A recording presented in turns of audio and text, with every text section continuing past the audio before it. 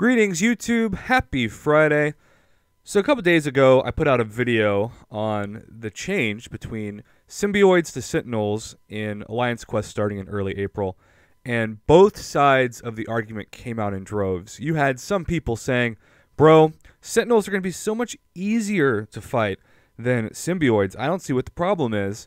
And I still don't quite understand that argument, because even if they were both equal in skill and difficulty, it is my understanding, and I could be wrong, but for the moment, I believe that Sentinels, when they go into the game, are going to have a special 3, and symbioids right now do not. So that's pretty important in strategy, because you can put their power all the way up and not have to worry about the effect of a timer losing, because a special 3 animation you cannot slow down, and therefore you're losing valuable time, especially on day 4 and day 5 when the prestige is very high of your opponents.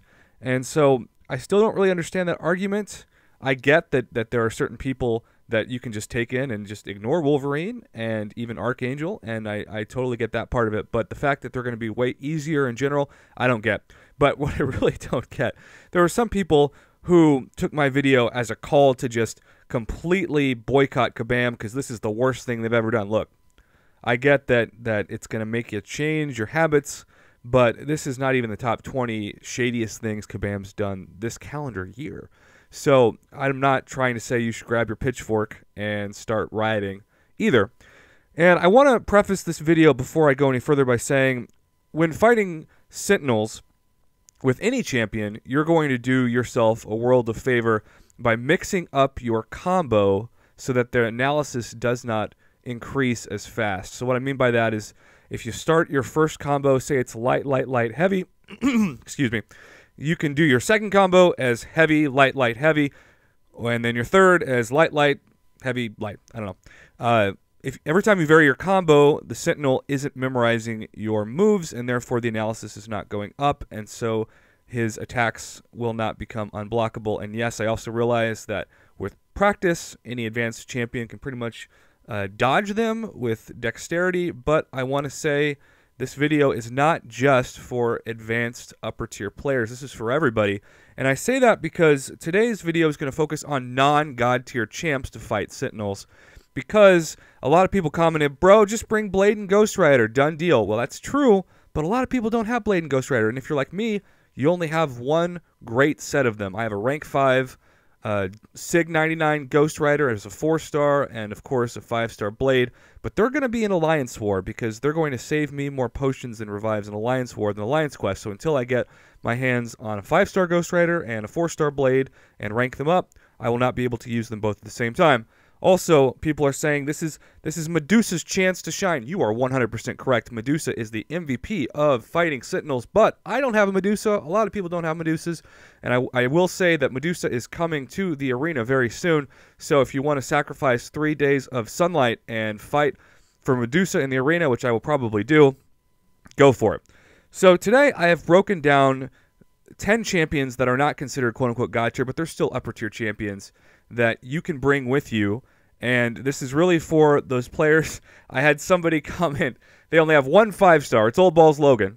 I had another person comment, I only have 2 5-stars, Hulkbuster and Satan herself, Kamala Khan. And most of my 4-stars are not awakened, and then a couple of them that are not god tier. So again, this is for also people who've been playing for like 6 months to a year, and they're just looking for options when they go into Alliance Quest to save revives and potions. So the first group of champions I want to talk about are what I like to call the stun champs. And what I mean by that is the champs that with only a special 1 can inflict a long stun. And Hulk is the first one that I want to touch on, because Hulk, not only when he loses health and gets down to 20% and he is awakened, he can add an insane amount of attack damage, but also he is somebody that can inflict an impressive amount of stun with his special 1.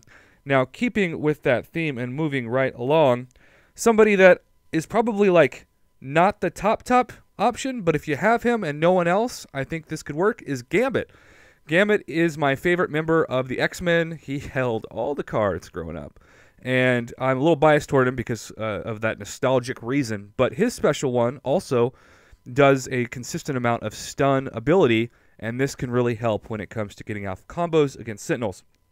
Now, if you've played the game for a while, the last two champs I bring up you're probably already thinking of in your head. The first is a champ that used to be probably top 3 in the game before patch 12.0's nerf, and this was about a year ago, I think last March. If you don't know what Thor was like before the nerf, his special 3, when you combined 3 armor breaks or more, was absolutely insane. And even though he has been knocked down a peg or two, it is time for Thor to get his hammer back, so to speak, because his armor break combined with his stun, especially on his special 1, when you parry and combine that, he is going to be a great answer to defeating Sentinels. And then last but not least, someone that I have actually ranked up to rank 3 as a 5-star is Ronin. Ronin can, in certain situations, actually create an infinite stun with his special 1, and he is somebody that, depending on how you're playing and your masteries, could really be the MVP when it comes to fighting Sentinels. So that's the first group, the stun special 1 group. Now I want to talk a little bit about regen, and to do this, I'm going to combine the Iron Mans in a conversation with both Superior Iron Man and then regular Iron Man, and I want to say there's a third Iron Man coming out. I don't know why we're getting another Iron Man, but maybe he's going to be in this conversation. If he has similar regen, Kabam, please make him different with different specials and not just give us clones of the same champions because you're lazy.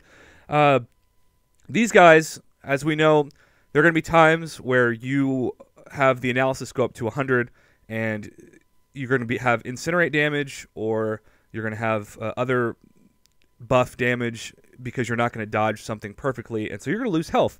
And regeneration champs are always valuable because they prevent you from having to use a potion and a revive especially. So both Iron Men, when awakened, have an amazing amount of regeneration when they get down to, I think, around 20% health. And obviously if you're on a health block or heal block node, you won't be able to do this, but otherwise they have some value coming back, and that's worth it. But besides that, one of the champions that's really almost god tier, and I think best 6-star in the game, and if some of you watching this hit the RNGesus lottery and actually have this champion in a 6-star, and that is Angela. Angela is going to be the MVP. Not only is she poison immune, but more importantly, she can do some consistent regen, and she hits like a tank. And so Angela is going to be an MVP against Sentinels for that very fact. And also a champion that is someone I can't really talk about enough because of her ability to shrug off debuffs and also steal life with her special 1 and power with her special 2 is Rogue. Rogue is a champion that if you open her, get excited because she can do a lot of amazing things and counter a lot of debuffs and also just those really annoying nodes in so many areas.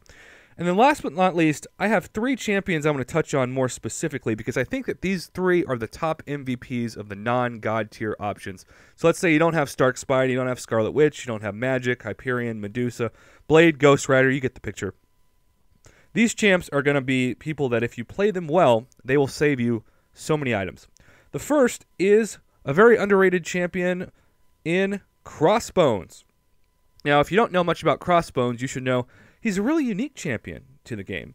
Crossbones, basically, his signature ability, as you can see, when he gains a debuff, his training kicks in, and he shrugs it off. And he does this in a way that also lowers the critical hit chance and instead gains Fury. And so, in a lot of ways, to me, he's a much better version of Agent Venom, although I'm still a fan of Agent Venom.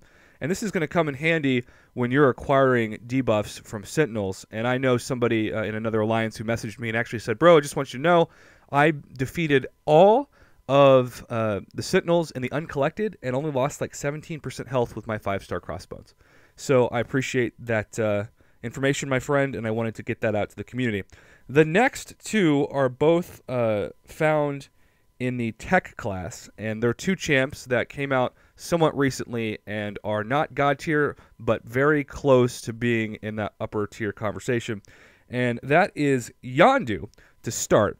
Now, you might be saying, Yondu, but I thought you said that you can't inflict bleed. Well, you can't, but Yondu's heavy attack is amazing against Sentinels and creates that armor break I was talking about with Thor.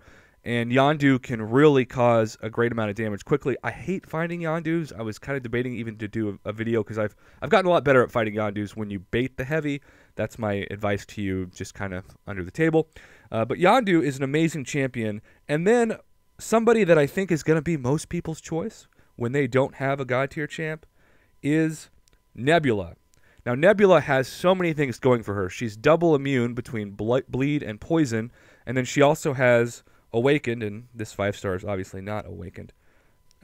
She has the ability to have self-repair charges. So she's got a great consistent regen, and she was created, literally created, to defeat robots.